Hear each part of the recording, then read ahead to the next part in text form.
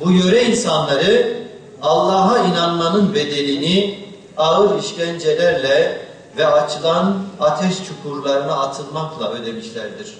Ashab-ı Hudud kıssası Allah'a iman edenlerin bütün ihtimaller karşısında nasıl davranılacağı hususunu da gayet veciz bir şekilde ortaya koymaktadır.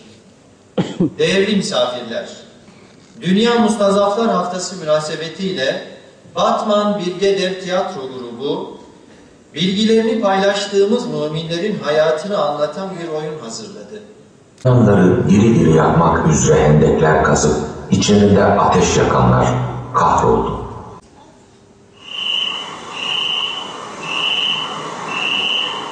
Abdullah iştifal içinde zehir, batıl hak göstermektir zaten. Peki efendim. Şimdilik hoşçakalın. Selametle genç. Selametle. Eysan! Çekil namusa! Ne yaptım? Neden bana böyle vuruldun? Şey yapmam lazım. Hey siz ne yapıyorsunuz? Bu zavallı size ne yaptı?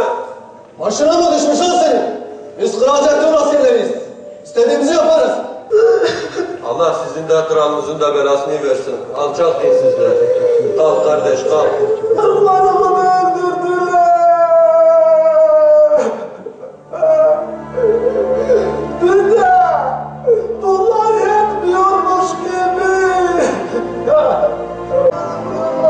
Bu insanlar neden bu kadar zulüm görüyor? Neden bu memleket böyle huzursuz? Bir parça ekmek.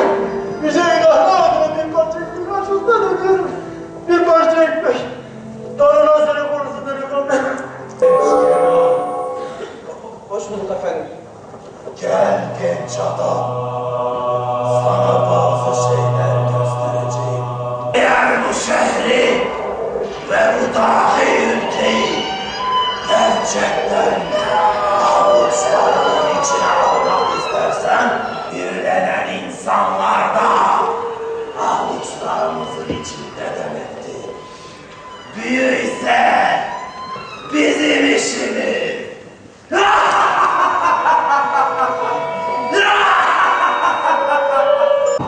Kara sihirin gücüyle neler yapacağımı göreceksin. Ey patağımdaki ceylahlar!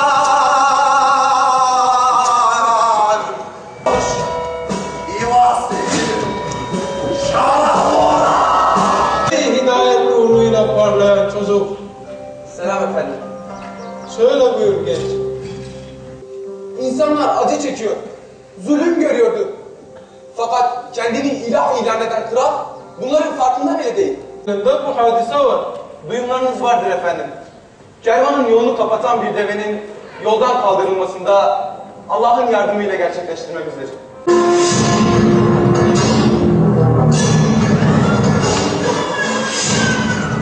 Tamam, ey aciz kul, konuş!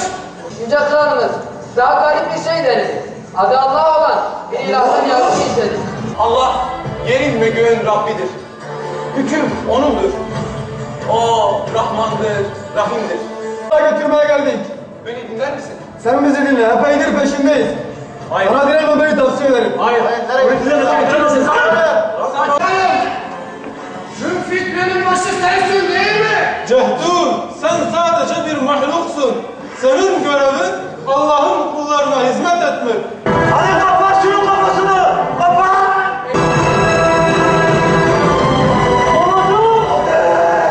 Hadi! Yerinden mutludur!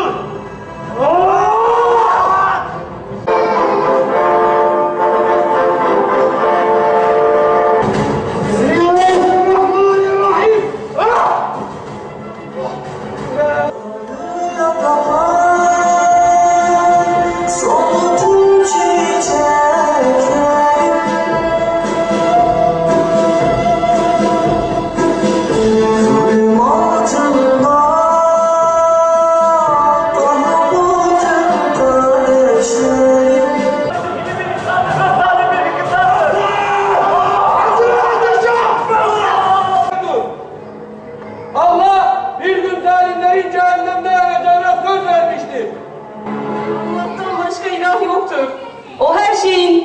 yöneticisidir.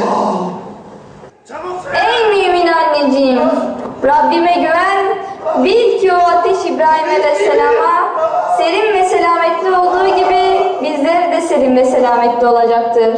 Bir feryat kapladı şehri Uhud'u, anneler yavrular hepsi kaldı.